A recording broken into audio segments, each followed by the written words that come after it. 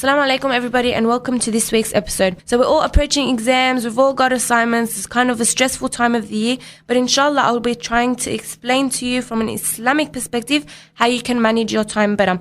It's more about getting all the blessings you can from your day, and that inshallah will make your time more productive or your day more productive, and your day will be better managed. So I'd just like to start off with something that the Prophet said to Abdullah ibn Umar, who was a young man at that time. So we can take this as a message to the youth from the Prophet. So he held his shoulders and he said to him, be in this life as if you are a stranger or a traveler. Okay, so when we go off to a trip, we're traveling, we know straight away that our time is limited, so we're going to try and make the most of the time that we have, that limited time we have in that country. It's the same with us here on earth. We've got limited time on earth, so we're going to try and maximize our time here and get the most benefit we can. So what can we do to make our day more productive and managed better? The first thing you need to do is definitely make your intention. As soon as you wake up for Fajr, you make your intention for the day. Why is this important? Because if you don't have an intention, then your day has no structure, it has no aim, and it has no direction. It's as easy as saying, Allah, I'm awake, I'm up and early, and I'm willing to study to gain knowledge so that I can help others or to benefit my community, or in the future I can gain an income which will in turn help me support my family. Making intention sincerely for the sake of Allah, if you do that, you will be blessed for the rest of the day and you'll find your study journey a lot easier. Okay, another thing, before you start studying, you have to make sure that you have prayed the prayer at the time.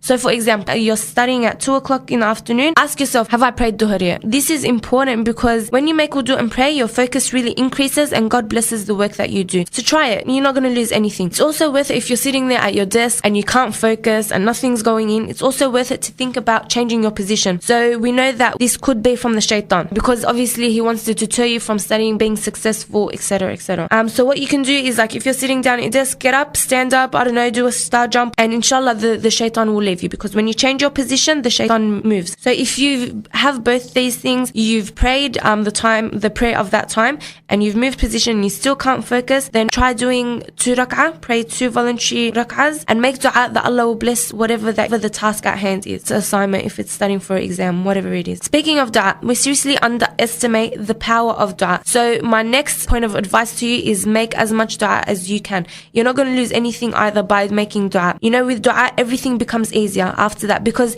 if you put your trust in Allah and ask for His help, then it's not, when you're studying, it's not only you putting in that effort to study, or it's not only you putting in the effort to get that task done. So what's He going to do for you? He's going to open avenues for you. He's going to open your mind. He's going to take away the distraction. He's going to give you that light bulb moment, and that's exactly what you need when you are struggling for time and you're stressed out. So make dua. Are there any specific dua for studying? Yes, definitely there are. I'm going to say a few. So if you want these du'as, just Facebook us and we'll link it for you. So the first one is Allahumma anfa'ni bima 'allamtani wa 'allimni ma yanfa'uni. And this basically means, oh Allah, make useful for me what you taught me and teach me knowledge that will be useful to me. There's also another one, Allahumma khrijni min dhulumat al-wahm wa karimni bi nur al-fahm. Allahumma aftah alayna abwab rahmatik wanshur alayna khaza'ina ulumik wa bi rahmatika ya arhamar rahimin. So, oh God, please bring me out of the darkness of illusions and honor me with the light of comprehension. That's exactly what you need. If you're not understanding stuff, then you need this dua. Oh God, open to us the doors of your mercy and propagate us the treasure of your knowledge.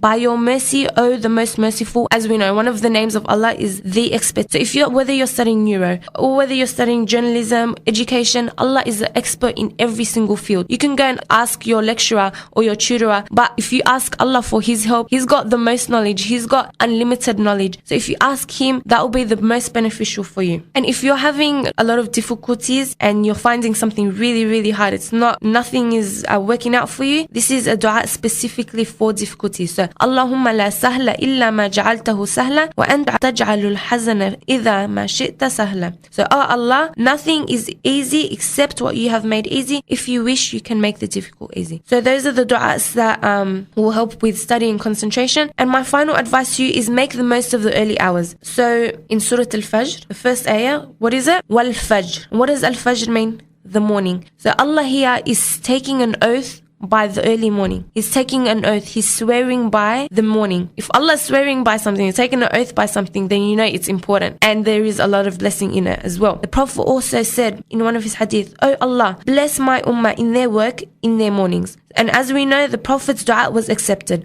So it's clear for you, if you want more time and more importantly, more quality time, more productive time, then you're assured that if you wake up early, you'll gain that productivity. It is hard sometimes waking up early and you feel sorry for yourself. But seriously, if you just do it for 1 week, your body becomes accustomed to it and it'll become a habit in no time. And within the first week, you can use a lot of coffee to help you out. But inshallah, like with dua, you will be successful. And if the Prophet has recommended it, then you know it's worth. So I'll just leave you with this dua that Abu Bakr and Umar made. So I ask Allah, as Abu Bakr did, ask Allah that He does not leave us in the dark and He does not make us one of those who are careless about their time. And I ask, Ya Allah, for your barakah and your blessings in our time, so that we may do more in less time and enable us to use our time for the right purposes. I wish you all the best with all your assignments, all your exams and all the tasks at hand that you have. And just the takeaway message is, don't forget your dua. Make sure as soon as you wake up in the morning, you make your intention. Before you start studying, make sure you have prayed the prayer at that time and make sure you wake up early. Inshallah, with these, they will help you bless your day and make the time more productive. Assalamu alaikum.